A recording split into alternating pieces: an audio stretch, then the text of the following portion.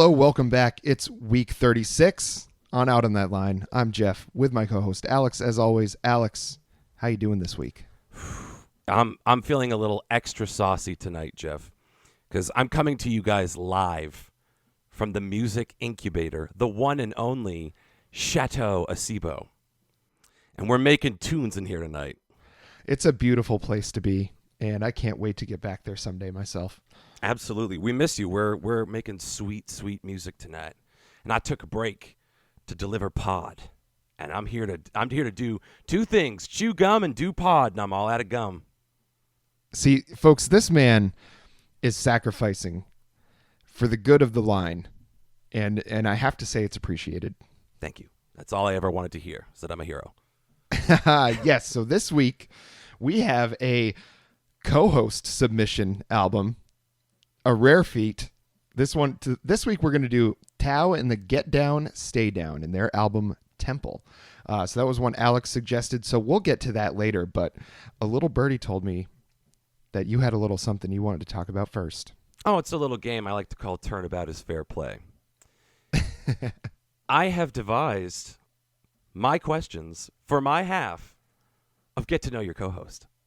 Oh, boy. So, shall we jump in?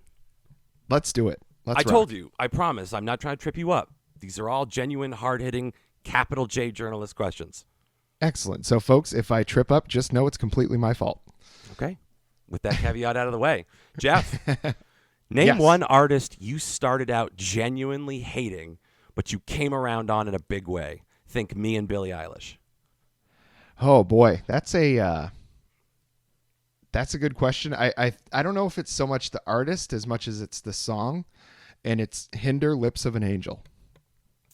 I genuinely enjoy that song now. You unironically enjoy Lips of an Angel.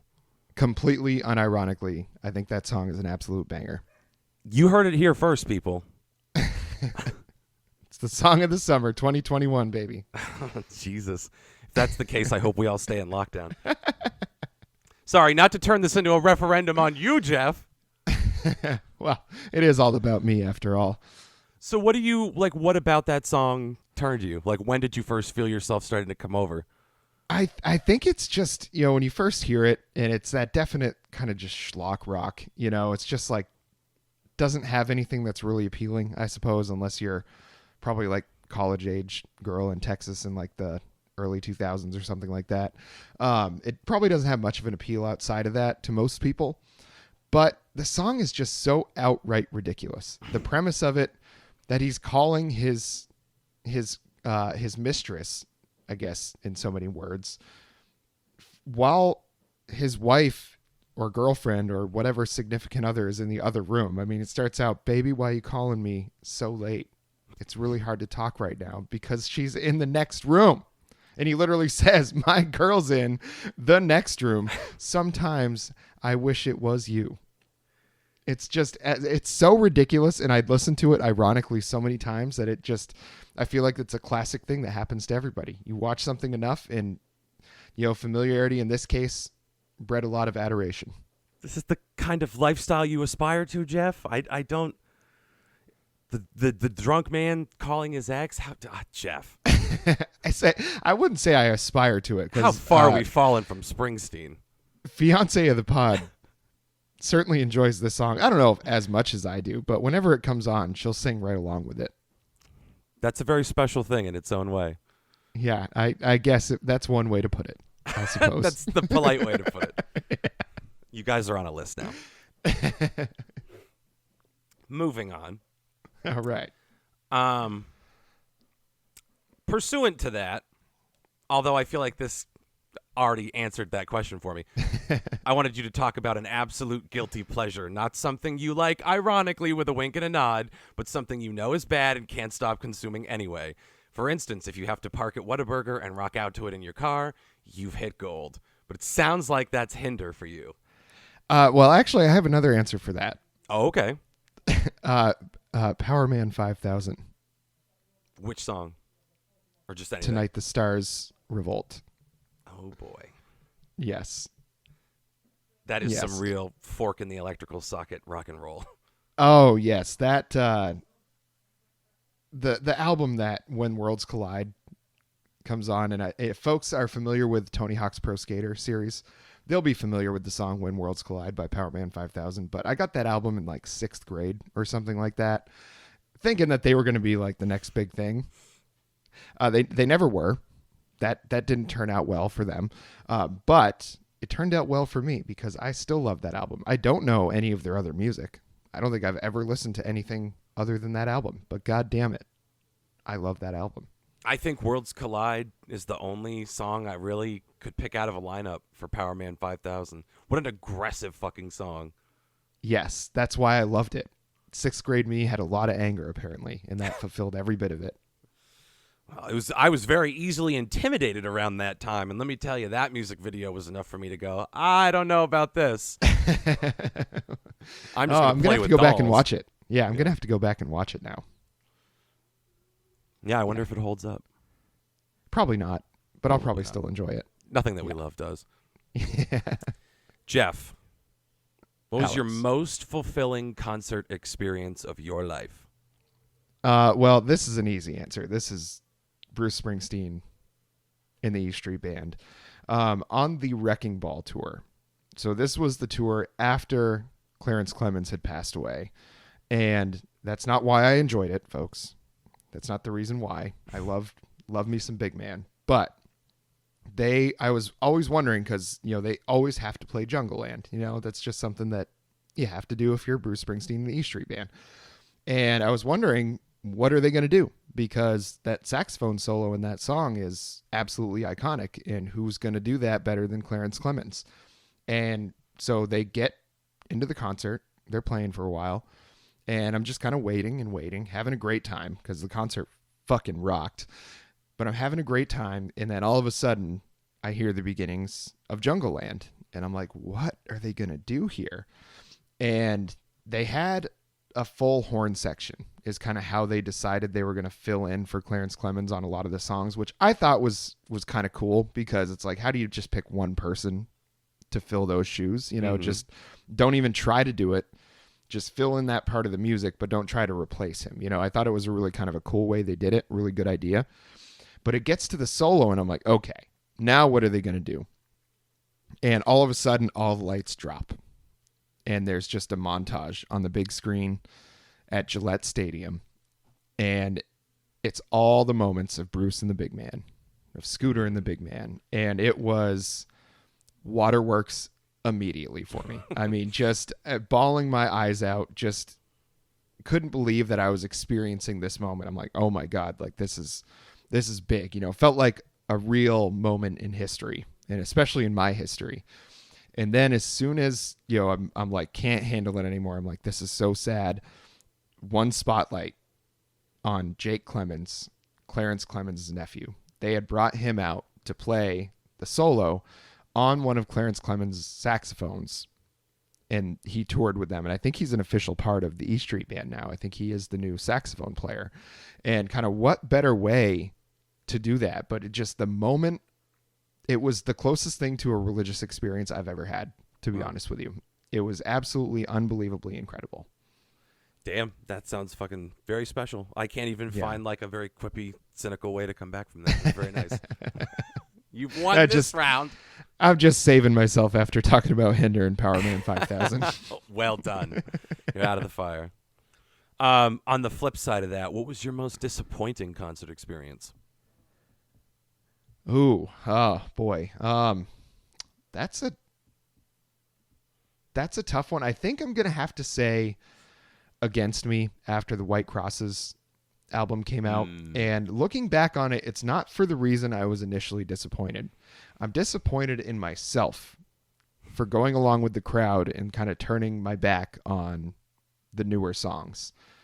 When there's still some I don't like. I mean, I Was a Teenage Anarchist is a terrible song. Garbage. Always will be. But, the rest of the songs that I thought I actively hated, it was not the case, at least not at this point. So I kind of wish I had just enjoyed the concert for what it was and maybe just like gone to get a beer for I Was a Teenage Anarchist or something like that. But that was a disappointing concert experience more because I was disappointed in my performance at that one. Mm-hmm. Interesting. Yeah, and the thing is, I'm one of those people who just like genuinely did not like white crosses. Like, just lost me. Just really, really lost me. And I didn't come back until Transgender Dysphoria Blues, basically. Yeah. So I mean, I didn't do it for like punk aesthetic reasons or anything. I was just like, oh boy. But I think that's big of you for trying to turn that around on yourself, Jeff. Well Yeah, done. we love the mea culpas on the pod. We thrive on them, some might say. Yeah. Jeff, If we weren't wrong so much, we wouldn't have to do them. I like that as an official tagline. That's a good pitch for the show. Jeff, Alex. tell me about an artist that maybe you don't get necessarily, but you want to understand them. Or someone that you've never really listened to, but you'd love to get to know better. Well, I think the one that jumps out at me that I would love to understand why it is they're so popular is Taylor Swift. Okay, good. Because I just don't understand what people hear in it that they can really relate to or they really connect with. Because I just don't get it. Because none of it sounds like it has any more depth than a puddle after a hot July day in Texas. You know, it's just like there's nothing there, you know, for me. And I honestly don't understand. And I'm sure there's plenty of music that, you know, has the same level of emotional depth to it, but is not nearly as popular. I just don't understand where that popularity comes from. Like what it is people are hearing that they love that music so much, because I just don't get it. Can you take like a master class? You know those master class courses? Uh-huh. It's just taught by some 38-year-old blonde woman from Phoenix. Here's why Taylor's such a genius. I should. I mean, at this point, you know, we're a music podcast. She's one of the most popular artists on the planet. And we just do not, you know, we bash her all the time. And it's like, I don't mind doing it because I honestly don't like the music. And I just like to understand what it is. Because I generally like a lot of music. You know, I probably am, a lot of people would consider me a music snob, but, you know, I have very varied tastes in music. Like, I'm not going to hate something immediately upon hearing it unless, you know, I had good reason for it. And I just don't hear what it is people like about it. And that, I'm with you. I would love to. I wish I got the appeal because I bear her no ill will. I just listen to her music and I go, clearly this is not for me. So what am I supposed to do with this? Yeah, it's just like a fart in the wind. It's there and it's gone. That's beautiful. Has no substance. Is that one of her lyrics? Could have probably, she wishes. Baby, you're a fart in the wind. 1 minute you're here, then the next you're gone. Weird Al should do a parody of a Taylor Swift song. He has to have by now. Fart in the Wind. It's just him playing Elton John doing Fart in the Wind about Taylor Swift. Cut, print, comedy, gold. Yes. Okay, I got one last question for you, Jeff, and then we'll get on to our main event. Okay. If you could book just one band for your wedding, money and logistics are no object here. Okay. Who are you picking? And we all know you would probably say Bruce Springsteen and the E Street Band. But let's pretend they have a conflict that day and they can't break it again. What do you do? Oh, boy. Well, that was clearly going to be my answer. So now I'm on my heels. Yeah. Really, really yoinked that one away from me. Who would I pick? I'm going to kind of come out of left field here because I think it would be a great time to have them play a wedding is The Roots. Ooh. That's a sneaky good suggestion. Yeah, I think that would be a blast to have them play a wedding because, I mean, it's just all the dance music you could ever want. It's definitely agreeable to, I think, just about everybody, you know, so I think that'd be a great time. Hang on one second. Friend of the pod, Tanner, just walked in. Oh, boy. Tanner, I asked this man who he would have play at his wedding. Who do you think he said? Play at his wedding? Yeah. I would have guessed Bruce Springsteen. I told him not an option. It's not very kind of you. So the man went with The Roots. How fucking sneaky good is that? Yeah, that'd be a super dope wedding. It's gonna be a super dope wedding when they play at Geoff's wedding. We're manifesting it. You heard it here first, folks. Yeah, we're gonna make it happen. Another check, and now the Roots will play the wedding. The Roots are going to do it. You heard it here. Written in stone. Thank you for the cameo, Tanner. Welcome. Thank you, Tanner. As he sneaks away with a box full of beers.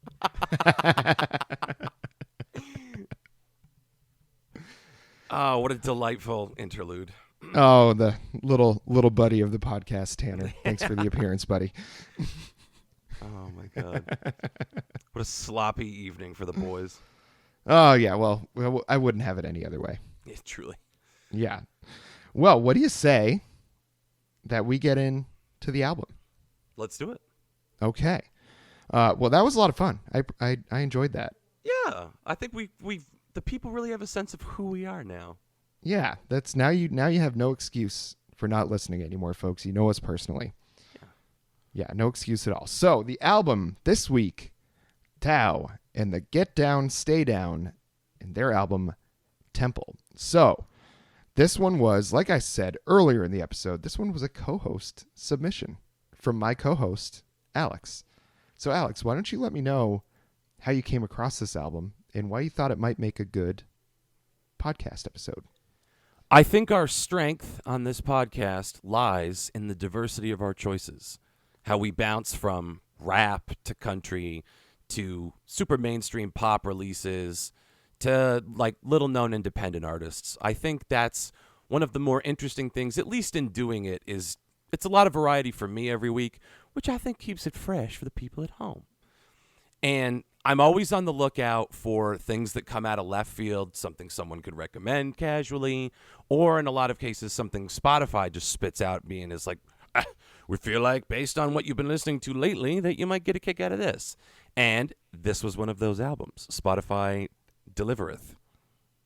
Yeah, I feel like sometimes Spotify really brings the heat on their suggestions. When they get you, it is right in the pocket. And the second I listened to the first song, I was like, yeah, okay.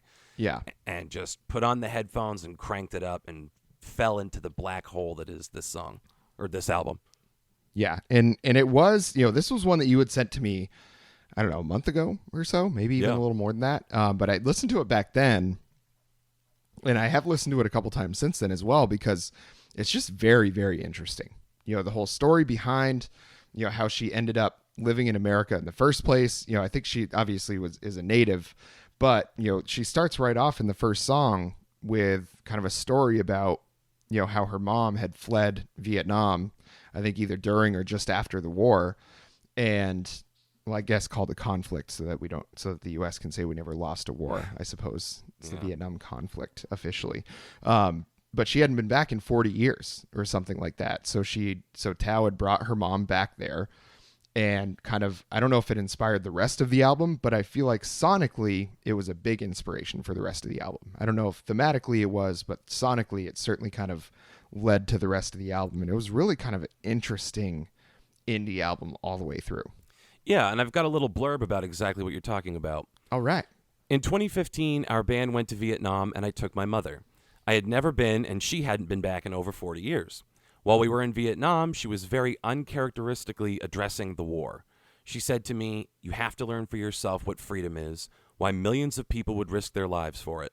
I am almost certain she was not encouraging me to be publicly out, which is referring to her eventually coming out as queer. But for my intents and purposes, she was grudgingly say, "Do what you have to do." I wrote this song in my mom's voice, celebrating her life before, during, and after war, and most importantly, blessing my pursuit of my own happiness and freedom in this life. That is a gift. That's quite a statement. Yeah, correct. Yeah. Yeah. And quite I don't know, her mom's got to be quite an amazing woman. Sounds to like have it.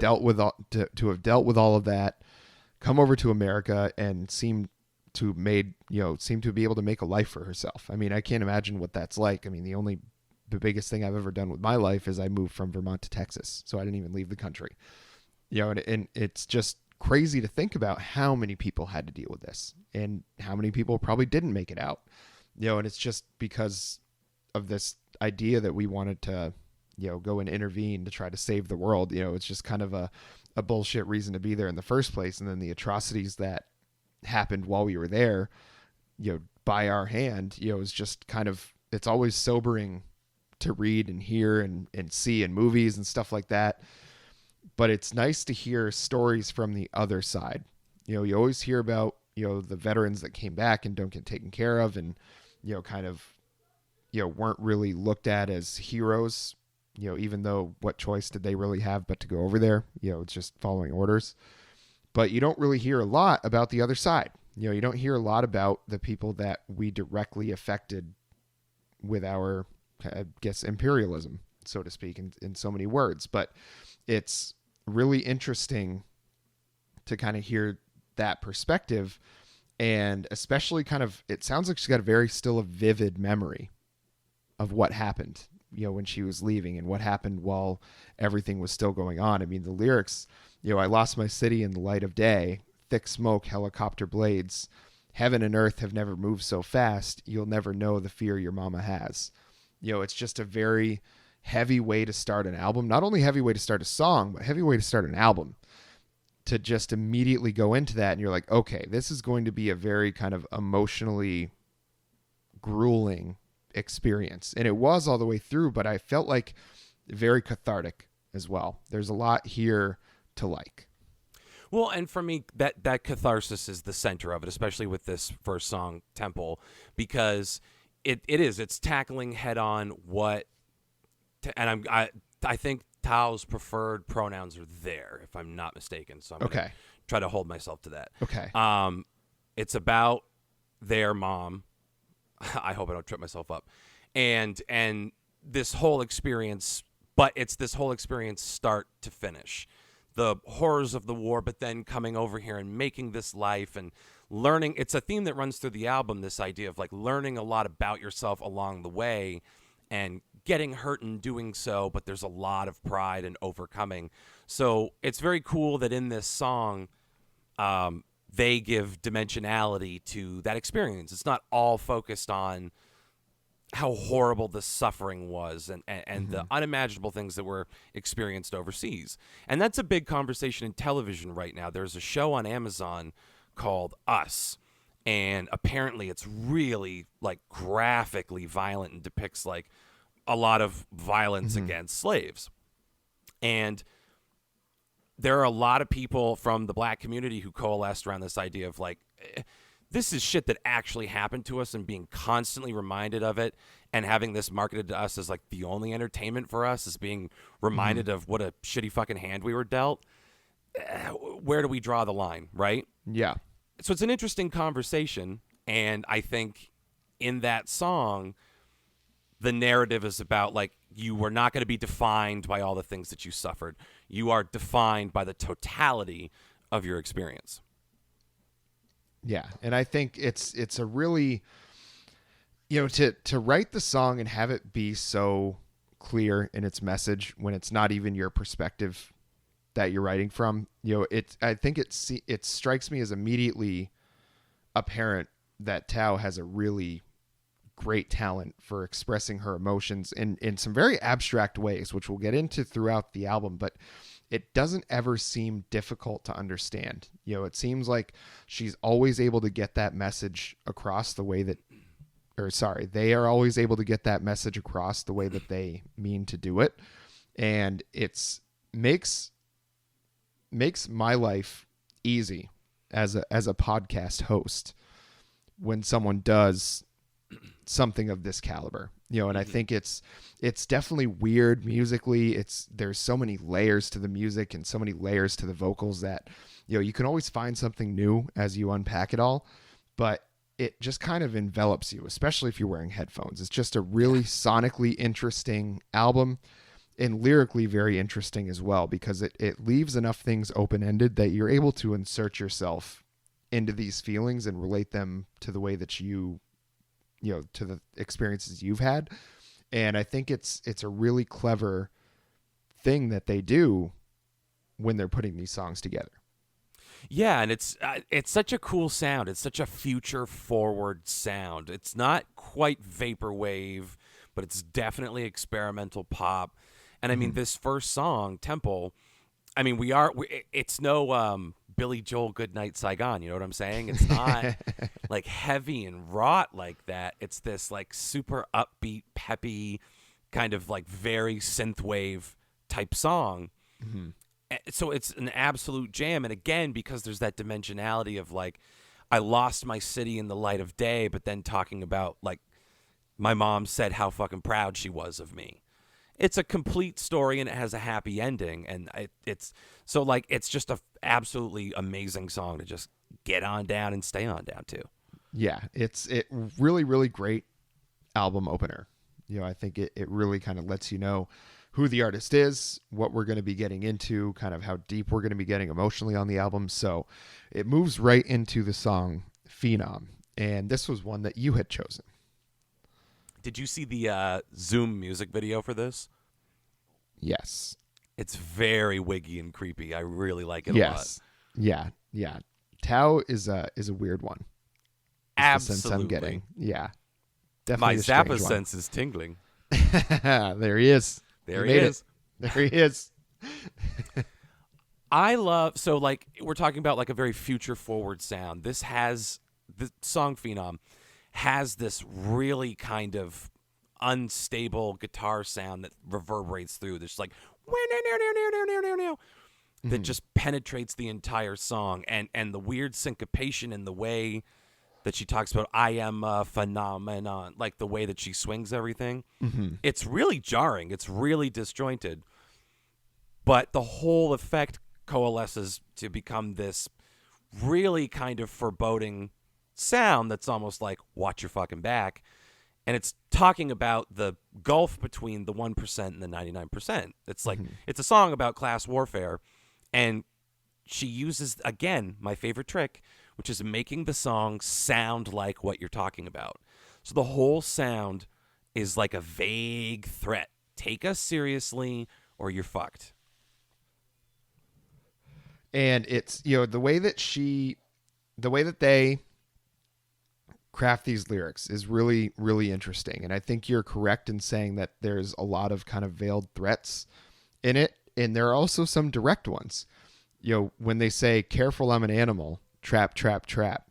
First of the secondary class. I don't trust you. What's the catch? Don't you fucking touch me. I will gnash. I think it's that anger that bubbles through a lot of these songs. There's certainly a lot of kind of emotional vulnerability and admittance to some emotional weakness and things like that throughout the album. But there's also a lot of defiance, a lot of, don't tread on me kind of attitude in this. And I think it's something that you would have to have. I mean, if you think about what Thao's mom went through, think of how tough she had to be to get through what she did. And then think of the kind of person that she would raise, is someone that would respond to, being discriminated against, respond to, kind of being held as less than, someone that would respond to that with some anger and with some defiance. I think you get a real sense of who the artist is through songs like this. You get a sense of how they're going to react in a certain situation. Like, I know if Thao ever gets told that they don't deserve to, have success in music or anything, there's probably going to be a song that comes out about that, about how angry they are that someone would say that, and I love that attitude. It's a very punk rock attitude. It's not very punk rock style music, but what's that saying? Punk is an attitude, not a music or something like that, I think is whatever the saying is. But that's the sense I get from this one. And when they I keep doing that. When they say, 'cause I am an old phenomenon, and the way they do that, it's like a chant. It's like, I've been here, I'm going to be there. You're not getting rid of me. And I love that sensibility. Yeah. And again, it's the little maneuvers in the lyrics too. Everyone's a tendon, and like, I don't think I'm smart for fucking analyzing this, but like, everyone's a tendon, the mechanism for moving muscles. It's moving the body for the benefit of the organism. Is it capitalism? Is it the rich? Is it both? It's like playing on this idea of you can pull yourself up by your bootstraps and become one of us. And until that point, you are just going to be a cog in the machine. And all of that is set out of fear that the 99% will become self-actualized, and then everybody's fucked. So somehow she made a song about class consciousness and turned it into a very like peak Fiona Apple on Fetch the Bolt Cutters anthem for, don't count out the lower class because we're divided and disorganized now, but if you back us into a corner, there's more of us than there are of you. Yeah, and that's a really great comparison. I don't think I would have thought of Fiona Apple. Not that it doesn't deserve the comparison, but I'm glad he brought that up because I think they have very similar styles in songwriting. It's very stream of consciousness. It's all very well structured, but when you're reading the lyrics, you're like, how is this going to sound? But the way that Thao is able to kind of work her kind of vocal gymnastics, I guess, and kind of make all the lines fit together by extending certain syllables and shortening other ones. I think it's a really kind of deft touch that she displays when she writes songs like this, because it all makes a lot of sense. But when you just read the lyrics on their own, you're like, how does this work? How is this going to work out? And then you hear her sing it and she adds so much emotion to it. And damn, I keep doing that. They add so much emotion to it. It's really tough. Yeah, it's tough. Yeah, I apologize, folks. I really am doing my best here, and I keep catching myself, but I need to catch myself before I do it. It's just that there's so much there. There's so much anger, but there's also so much vulnerability because there is that fear that it's like, if we don't stand up, we're just going to get crushed. We're the line you brought up, everyone's attending. So who are you going to chew? We're all part of this big cog. We're all cogs in this big machine, but we're all seen as expendable. So it's like, who's next? Who's going to be cast off next? And it's that very real fear that I think a lot of us feel, where we're going to get left behind.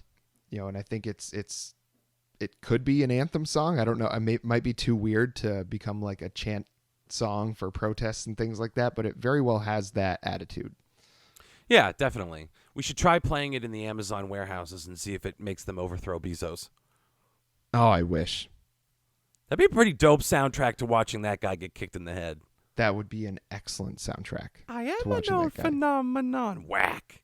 Yeah, in just slow motion, just watching the spit fly out of his mouth because he got hit so hard. Oh, man, that'd be great. Yeah. That would be incredible. Well, things to keep in mind. Yeah, and then just watch, then the whole video just devolves into a riot. They're just tearing the place apart. Oh, my God, that'd be incredible. We're definitely on a list now. 100%. Definitely on a list 100%. now. 100%. We're not getting our packages delivered anymore. I try my best not to order from Amazon these days, unless it's absolutely positively necessary, which thankfully I haven't found it to be recently. Yeah, well, that's good. Yeah. So what about this next one, Pure Cinema? That was one of your picks. Yes. It's kind of like a classic contemporary indie rock song. It's like, it gives me the Mitski vibes. It gives me the Alves vibes. Like, it gives me all of those like artists that you hear playing at the small venues in Austin all the time. It gives me every bit of those vibes, which you could say it's like, oh, she might be being like derivative or whatever. But I think it says more that they're able to just like stick a song like this in there as more of like, yeah, we're capable of this, but we're more than that. So we're going to do one of these for you, but we're going to do some other stuff too. And I thought this one was so classically constructed in the title, Pure Cinema. It makes it like she just doesn't want to, she doesn't want to be totally emotionally involved. So she's looking at it as pure cinema, and I think that's such a kind of a cool sensibility. It's like, we all try to act too cool for school sometimes. We all try to like separate ourselves from a real emotional moment because we're afraid of how it's going to make us look. And I think that's somewhat of the sensibility that they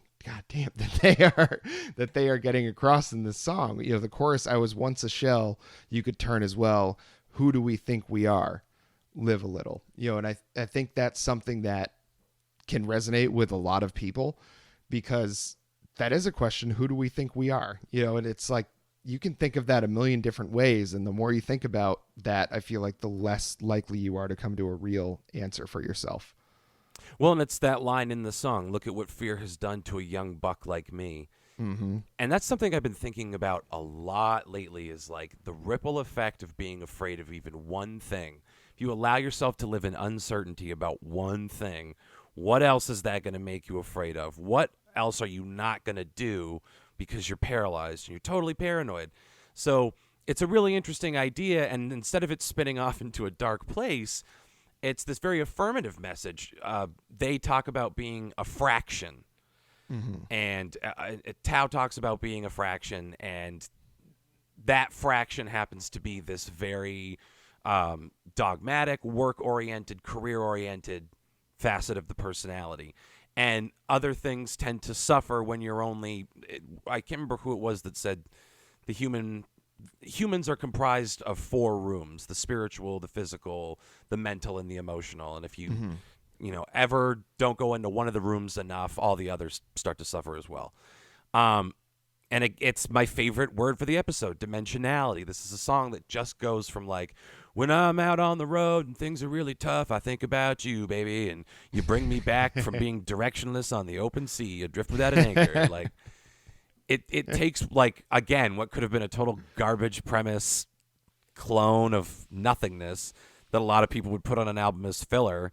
And this one instead, like, furthers a really important message, which is like, you are a lot of things. You can't just be one part of yourself or everything else suffers. Yeah, that was beautifully put. Thanks. Yeah, that was really wonderful. It really is an excellent song. I think Great. This is one of the ones that is one of the stronger ones on the album for me, just because of, I think as far as being emotionally vulnerable, this one's a strong one in that category. And, for me, that's something that I really can relate to, because, when I'm able to kind of see inside the artist a bit more than just kind of the on the surface stuff that they may want to just be portraying themselves as a rock star or living just a very certain kind of life and don't want to let people in, I really appreciate songs like this, because it lets me know that I'm listening to somebody that's felt the same things that I have.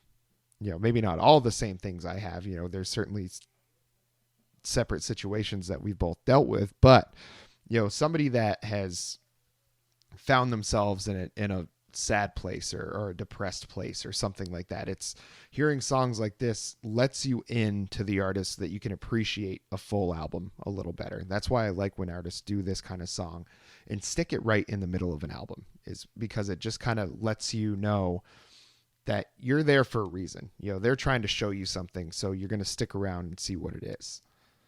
Well, and if I'm correct in my album order, Pure Cinema goes Bangarang with Marauders, right into it. It sure does. That's a great middle right there. That's a great little hunk of meat, those two songs together. Yeah, and so Marauders is about kind of how does somebody love somebody like Thao? How do you see somebody like Thao? And the line that in this one is, I know daughters of marauders are just so hard to please. And it's just talking about how she's got this, how they have this shell, they have this wall that they've built up, and that, it's tough. They know it's tough to get in there, but their life experience has shown them that they need to have that, and I think it's just, they want to open up and they want to do it for the right person, but they have to be wary because they've had experiences where they've been hurt by opening up too much, and I think that's an experience we've probably all had as well. Whether you like to admit it or not, you have become too emotionally vulnerable with somebody and they made you pay for it, and everybody's experienced that kind of situation in their life, I would assume. And the line I think that also goes along with it is, but you look like I could stay.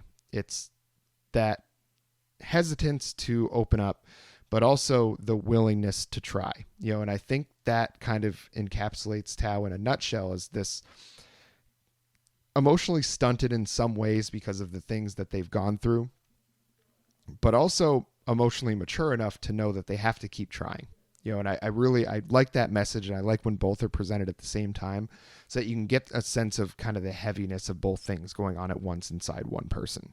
Mm-hmm. And I just love that it's a shoegaze song about rehabilitating someone who's become so bitter and jaded and bringing that person back from the brink of misanthropy by just sticking by them. Mm-hmm. It's very simple, but it's very, very cool. And I love, again, the way that the conversation takes place musically, because you have these like very straightforward verses, and then it dips down into this like really stripped back. There's like no ornamentation on the chorus. Then it's right back into these like very aggressive shoegaze kind of verses.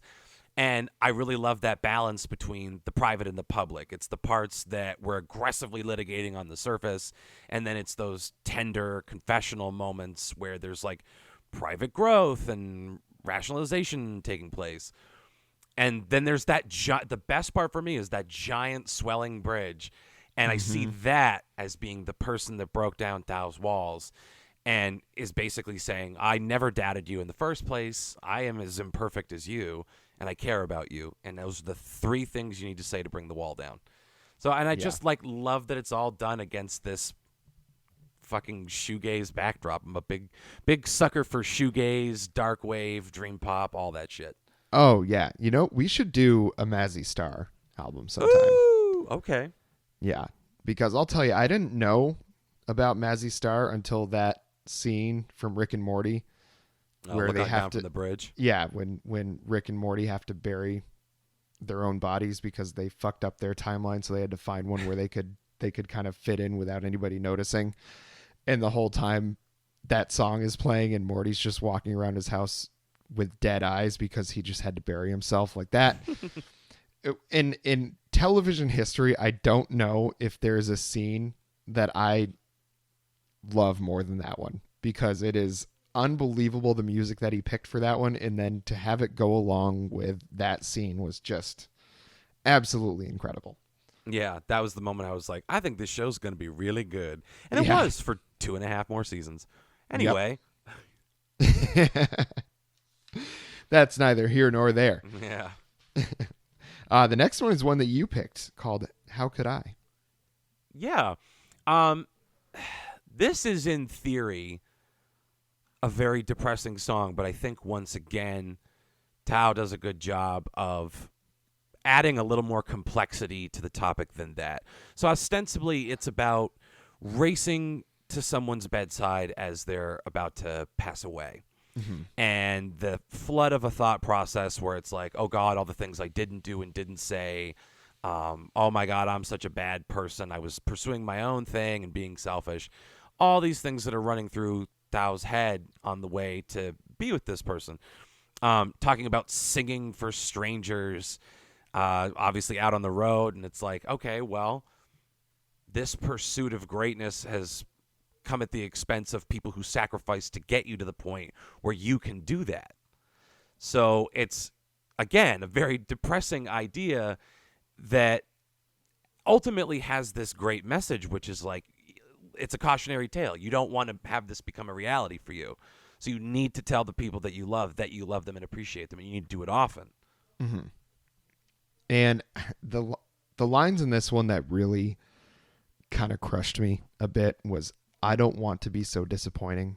Yeah, I don't want to be so disappointing. It's just that self-hatred that we all feel when we feel that we didn't do enough, when really the effort and an honest effort in trying something is enough.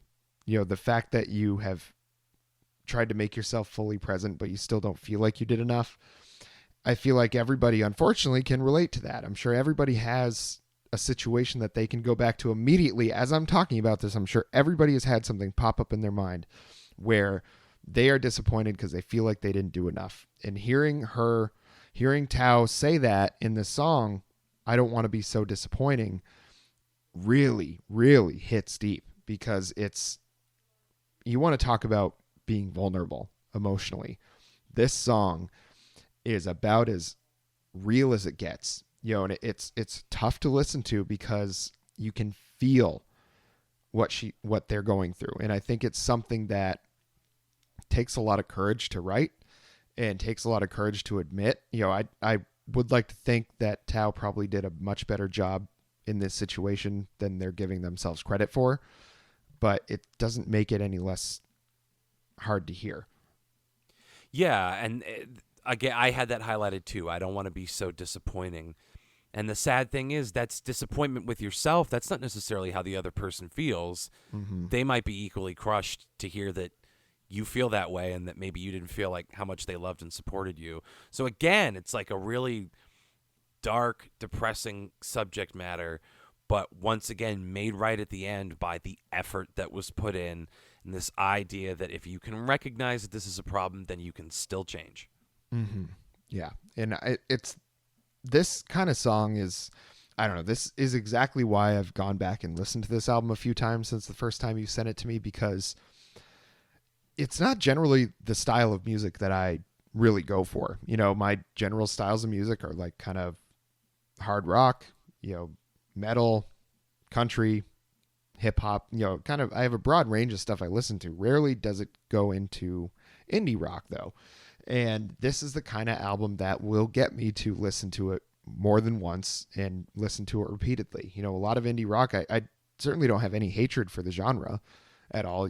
There's plenty of artists that I love, but very rarely do I go back and listen more than once, other than maybe just a few specific songs. But this entire album, because of songs like this, because they're all at this level, they might not deal with the same emotions. They might not deal with the same vulnerabilities. They'll have different subject matter, but the quality and the availability of what Thao is feeling is present in every single one of these songs in this album. And that's why it's one that I think people need to go back and listen to.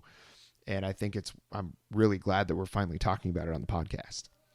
Yeah, me too, because we were kind of at a crossroads about like, okay, well, we can like start soliciting submissions again, or kind of get through some stuff that we've maybe wanted to do, but we've held back because we didn't want people to think we weren't interfacing with the process here, where we take your picks into consideration. So, yeah, I'm glad we got to do it too. I think we're opening up for some fun stuff in the hopper. Yeah, and I do want to. Sorry, I was just gonna say, can you hear the singing from downstairs? I can hear a little bit. A little treat for the listeners. Young Zach swinging for the fences. Yeah, a little live music on out on that line. Who'd have thought? Anything can happen. Yeah, anything can happen when you just wish. Sometimes they'll come true. Sometimes you'll be really sad when it does. I did want to mention one more thing about How Could I before we move on to the last song, Marrow, that we're going to talk about. So it's this one especially. There's something new every time you listen to it. There are so many vocal layers. There's so many instrumental layers to this song that if you want to listen for it, you'll probably hear it. If you want to hear keyboards, you'll hear it. If you want to hear like 3 different guitars, you'll hear it. If you want to hear like what sounds like 5 or 6 different voices, even though it's only 2 people, you'll hear it. Because of the way they put it together, it's so well produced. And I thought that, the whole album is very well produced, but I thought that this song in particular, was a good way for me to kind of shout out the rest of the album for its production, because this one in particular is great. Yeah, definitely. I'm bullish on this album. I love when shit comes my way like this. Just boop. Yeah, here it is. Out of nowhere. Ding-dong. Clouds. The universe opened up and showed you what's possible with this one, I think. Yeah. So the last song, Marrow. This was another one of your picks. Yeah, I think it's, again, last song on the album. Great summation of the entire theme here, which is personal growth and coming to terms with all the many aspects of yourself. And I think there's definitely an indication that this was a song that was important to Thao in coming to terms with their coming out as queer and learning in that moment that you have to accept the totality of the self. So I love that it's a song with a lot of positive growth and reflection. Refreshments. There's a lot of Snickers in it. But I just like that it's taking stock of all the good and the bad, and you have to learn from grief. You then have to learn to release it. You have to prepare for new scars, and you need to be okay with total uncertainty and the fact that in your lifetime you will never stop learning. All of which kind of comes together in this. The idea of the song is you saying to somebody else before you take the plunge with them, You sure you want to do this with me? Mm-hmm. There's grief in my marrow. Will you marry me still? Mm-hmm.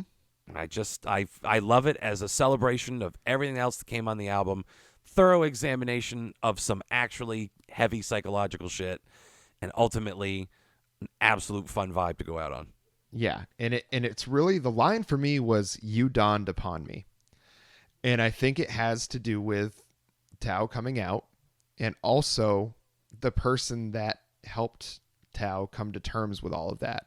It's not just the relationship dawned upon Thao. It's her, like you said, the totality of the self dawned upon Thao. And I think that's such a beautiful message for a lot of folks to hear, because, it's not necessarily anybody that is coming out as queer, but it's anybody that feels like they're not doing with their life what they want to do with it and feel like there's things holding them back. It's the kind of thing where there's going to be a moment where it dawns on you that you need to make a change and you need to accept yourself the way that you are in order to achieve the best that you can be. And I think it's such a cool message throughout an album that explores a lot of different emotional territory, and a lot of family territory, a lot of relationship territory, and not neglecting the self either. And I think that's such a cool balance that gets struck on this album, is that all of it has some service paid to it, and all of it is explored and none of it is pushed aside. And I really think more artists, not necessarily have to copy this musically, but as far as the effort that's put in and the vulnerability that's there, I think more artists need to hear things like this and do more things like that, because I think you're going to find you connect a lot more with your audience, and you're going to find that you have a positive effect on people if you go through these steps like Thao did. And when the tone of it is not just jaded and exasperated and fed up and just kind of, I don't want to say abusing empathy, but in a way that's what it is, where it's like, I've got the listener in the palm of my hand and I can unleash whatever kind of emotion I want to unleash on them. It's my decision.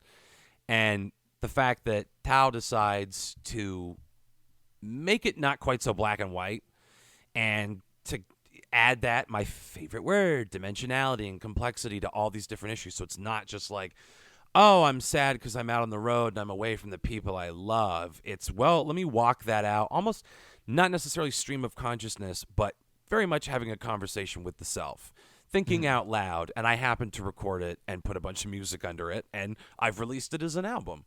It really does kind of feel like that. So I appreciate the confessional, very conversational quality of the whole album. It's just, and the goddamn music is so good. Again, future forward. It's like, I knew from the first two songs, I was like, this is going to be a really special album. Yeah. And this one, when I listened to it, all I could think of, I was like, this has Alex written all over it. It to me, I was just like, this is, Alex is kind of weird.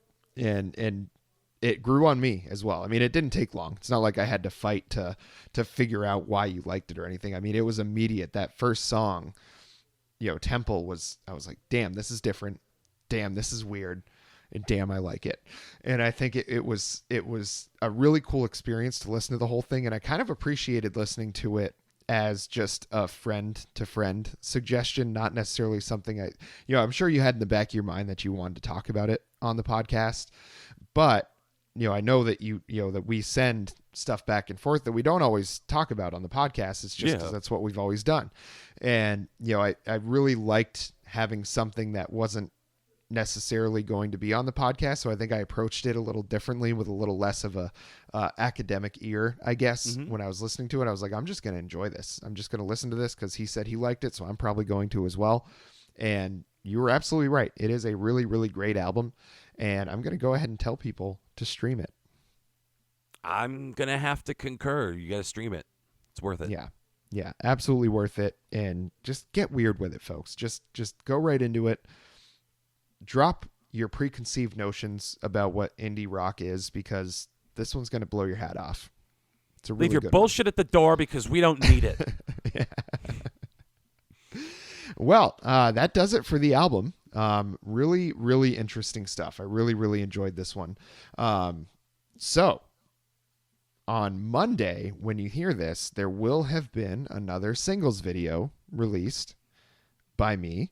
So make sure you go look for that if you haven't watched it yet. And make sure you subscribe. You'll find it by searching hashtag Out on That Line on YouTube. You'll find all of our videos there. So we've got, this will be what, 14 in the singles series? I think you've got lucky number 13, my friend. Lucky number 13. Okay. And you'll find all of our podcast episodes on there as well. So if YouTube is your preferred form of media consumption, you'll find everything we've ever created on that channel. So again, hashtag Out on That Line. Send us some submissions for some albums at Instagram. You can get us at Out on That Line. On Twitter, at Out on That Line 1. Send us an email, outonthatline@gmail.com. We still haven't seen any essays, folks. We asked for those last week. It's been a whole week now. We haven't seen any essays. So we really, really would like to see some. We want to see you at your best, folks. We want to see why you like the songs. We want to see why you like the albums that you pick. You know, it helps us bring those things into context. Have you checked? I actually haven't checked the email. So if someone sent something in, I haven't seen it. Well, I don't want to spoil anything, but I also haven't looked at it, so I couldn't tell you. Well, you know what? I'm going to look right now. Hold on. Okay. Hold on. Uh-oh. Apparently there was a bad spider in the bathroom. I have text from fiance of the pod. So there'll be an emergency to deal with after I get done with the podcast here. Oh, boy. Yeah, that's fun. Hopefully it's still there and I can see it because I don't hate spiders, but I don't really like them either. No, there's a tenuous alliance between spider and mankind. Yeah. It is to be respected. So apparently the Out on That Line Gmail is not even linked to my phone right now. So I'm not going to go through the process of trying to get signed into that right now. I will take a look after the episode, though. So if you have sent something, I apologize. If you haven't sent anything, I rescind that apology. Okay. Well, you heard it here first. Yes. So make sure you get at us on all of our socials. You can hear this podcast wherever you're listening right now, as well as Spotify, Apple Podcasts, Anchor, Google, all those places. Wherever fine podcasts are sold, you will find Out on That Line. And Alex, did you have anything else? I got nothing. You take us on home. Until next time.